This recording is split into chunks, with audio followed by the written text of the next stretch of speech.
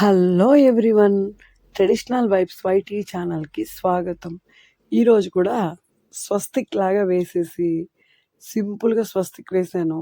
దానిపైన మీరే చూడండి, చిన్ని చిన్ని తామరలు. ఈరోజు చాలా చిన్న చిన్న తామరలు ఇలా వేసి గీతలు వేసి ఆ పైన నుంచి అట్లా వస్తుంది చూడండి. చాలా బాగుంది ముగ్గు. ఏం అసలు చుక్కలు లేవు, ఏం లేవు. అంతే, స్వస్తిక్ వేయటం, దానిపైన సింపుల్ డిజైన్ వేయటం, అంతే. అలా వేసేసాను. అక్కడ ఒక చిన్ని తామర పువ్వు వేశాను. ఆ మధ్యలో ఎర్రమట్టితో అలంకరించేశాను. ఎప్పుడు నేను చెప్పేటట్టుగా శుక్ర మంగళవారాల్లో నేను వేసుకునే ముగ్గు అని చెప్తూనే ఉంటాను కదా మీకు. అలా ఇంకా శ్రావణ మాసం రానే వచ్చింది. శ్రావణ మంగళవారాలు, శ్రావణ శుక్రవారాలు, వరలక్ష్మి వ్రతము అన్నీ వస్తున్నాయి కదా. ప్రతిరోజు ఏదో ఒక ముగ్గు వేస్తూనే ఉంటాను. చివరిలో మా తులసి కోట దగ్గర వేసిన ముగ్గు కూడా ఉంది. మీరు ఒకసారి చూడండి. మీరు కూడా ఆ విధంగానే వేస్తున్నారా?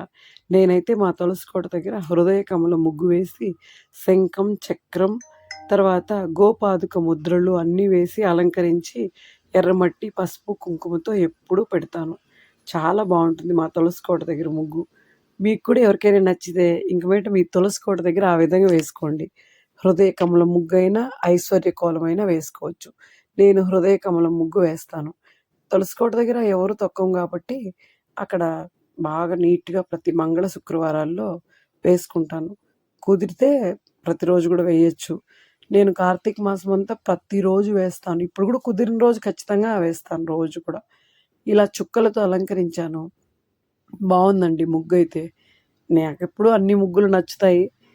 మీకు ఎలా ఉందో మాత్రం నాకు కమెంట్స్లో నాకు తెలియజేయండి. మీరందరూ ట్రై చేస్తున్నారా ఈ ముగ్గులన్నిటిని? 1, 2 అన్నా నచ్చుతున్నాయా మీకు?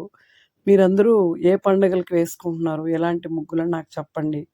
పైన చిన్నగా దీపాలు ఇచ్చాను. పైన ఈ తామర పూలు సైడ్లో పెట్టి దీపాలు కూడా ఇచ్చాను. ఆ విధంగా వేసేసిన తర్వాత బాగుంది ఫైనల్గా ముగ్గు. నాకు చెప్పండి, నేను చెప్పడం కాదు, మీరు చెప్పాలి ఎలా ఉందని మాత్రం. నేను ఎప్పుడు చెప్పే విధంగానే అండి. మీ అందరికీ నా ఛానల్ నచ్చినట్లయితే లైక్ చేయండి, సబ్స్క్రైబ్ చేయండి మరిన్ని వీడియోస్ కోసం. Thank you.